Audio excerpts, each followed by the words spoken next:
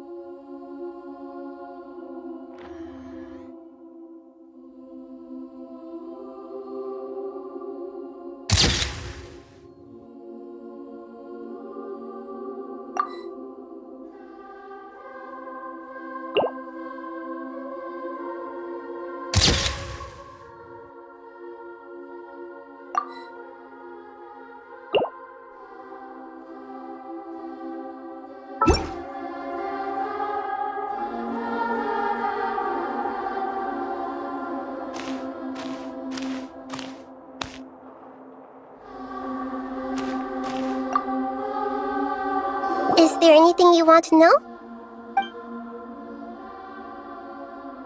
And soon, you'll also begin your journey anew and depart from Sumero.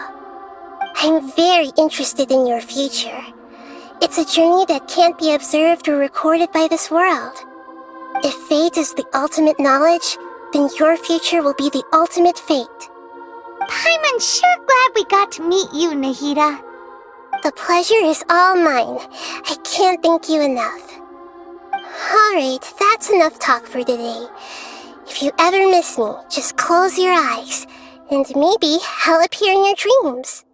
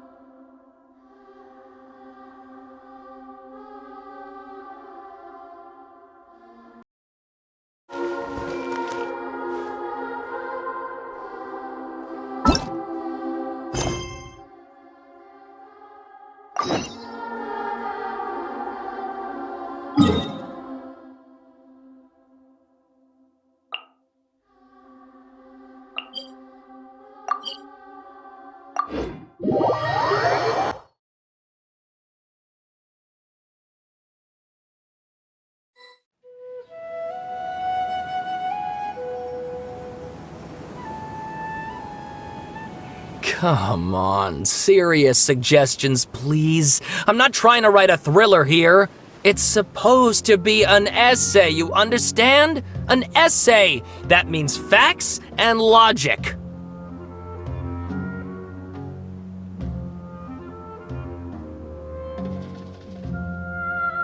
Well, if it's facts and logic you're after, you shot yourself in the foot with your choice of research topic, didn't you?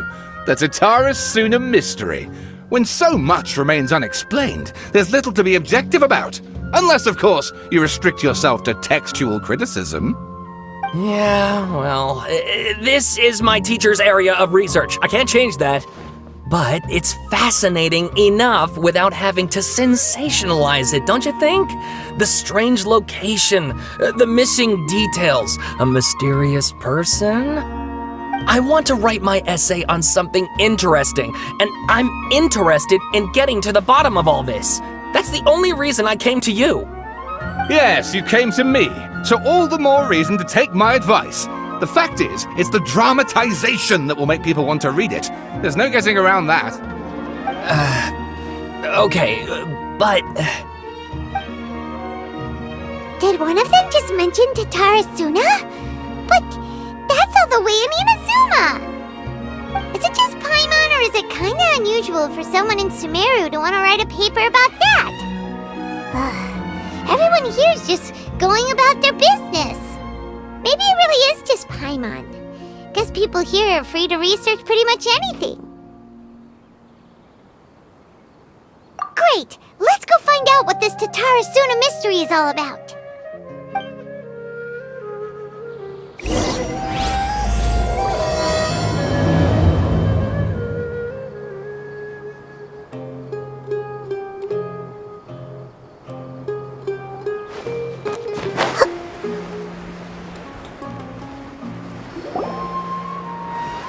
Alright, I guess I'll go with my textual criticism and your editorial direction for the first draft. I have a feeling that the missing kabuki mono will end up being the main focus of this paper. If only we knew where to find that traveler. From what they say about her, this seems like the kind of thing she'd know about. Oh, you're the traveler, you say? Hey, what's with that face? Don't believe us?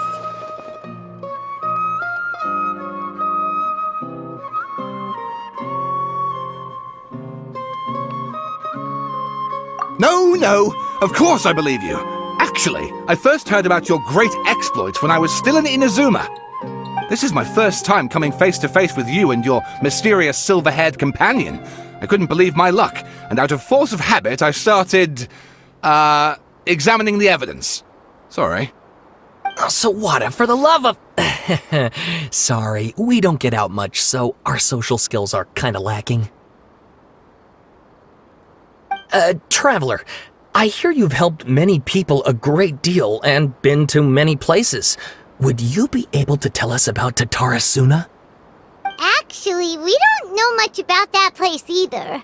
In fact, we only came over here because we heard you talking about it and wanted to learn more. I see.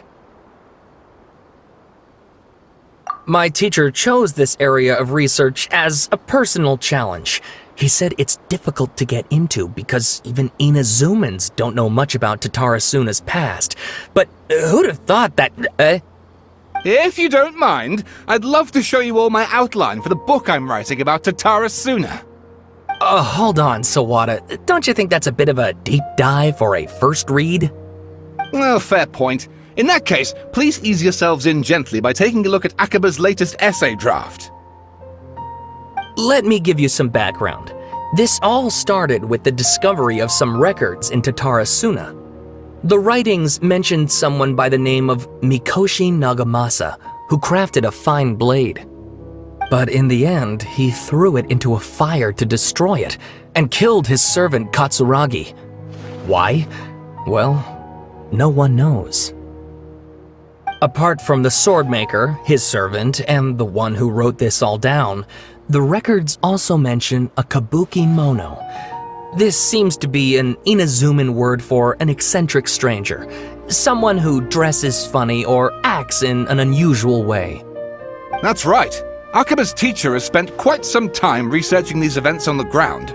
This kabuki mono lived in Tatarasuna for a while before disappearing without a trace. And shortly afterwards, as Akaba mentioned, things got pretty ugly. So first this strange person goes missing, then a murder happens? Seems kinda fishy to Paimon. Yes, my thoughts exactly. So I helped out too.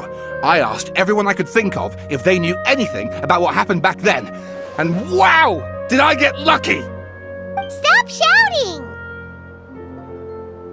This part's important. I just wanted to make it stand out. It just so happens that a friend of mine works at the Government Records Office. He looked into it for me, and I can now confirm that all the aforementioned individuals did, in fact, live in Inazuma over 400 years ago. Even back then, Tatara Suna was already at the center of Inazuma's smelting industry. The man in charge was a government official named Niwa. Curiously enough, it seems like he went missing too.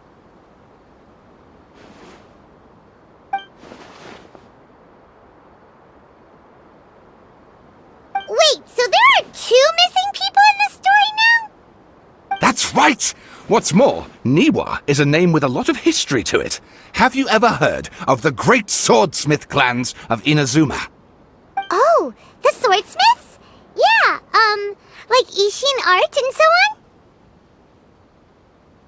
Wow, yes. You really know your stuff. That makes things easier. So, basically, this Niwa was a distant relative of the Kaidahara clan, the last practitioners of Ishin art. Something then seems to have happened in the Kaidahara clan, leading to their downfall. I don't know the details, but taken in light of everything else going on around that time, it makes you wonder whether it's all connected somehow. The Kaidahara clan? Sawada, you left out the biggest detail of all.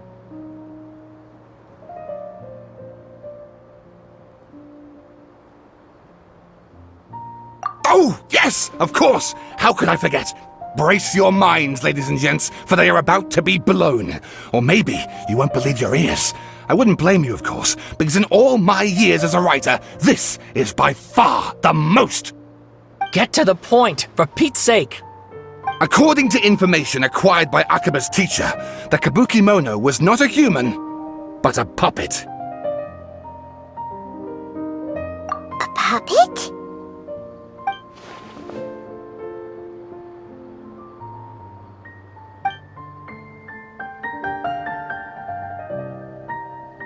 Aha! Judging by the looks on your faces, you do know something after all.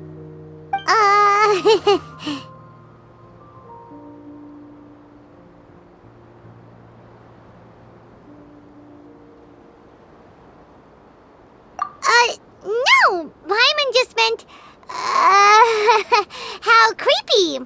The way you described it makes it sound like a ghost story. I agree, it does. But considering that non-human races in Inazuma are by no means uncommon, spooky events are to be expected. And that's exactly what my book is about. Please, take a look.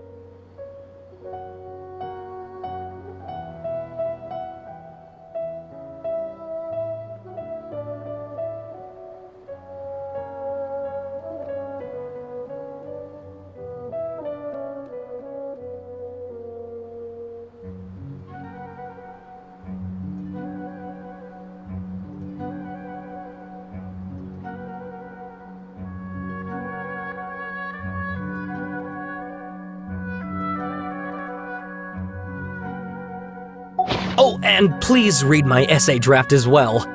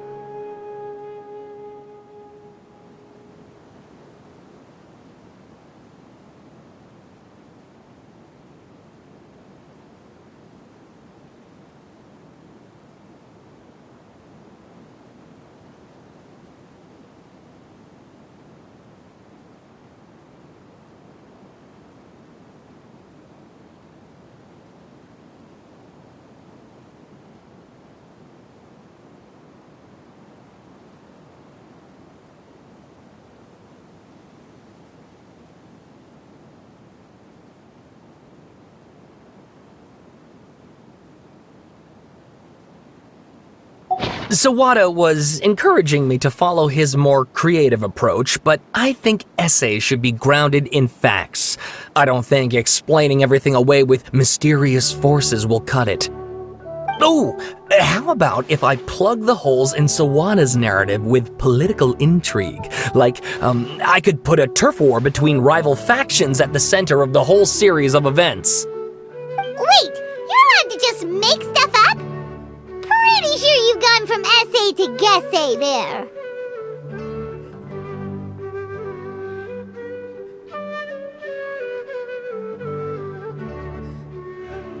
Akaba, look. Your teacher has researched this extensively. I've reached out to everyone I could think of. Whatever information we have now is all that there is to know. This is as much detail as you're ever going to get. Besides, if there really was a political power struggle going on at anything like the level you seem to be suggesting, what hope would we ever have of finding out the truth? Good point. Okay, back to the drawing board, I guess. Give me some time. I need to find a new angle on this. We have some other stuff to do, so we'll have to say goodbye for now. Good luck with your essay! All right, thank you. If you find out any more info about all this, please do let me know. Thanks so much.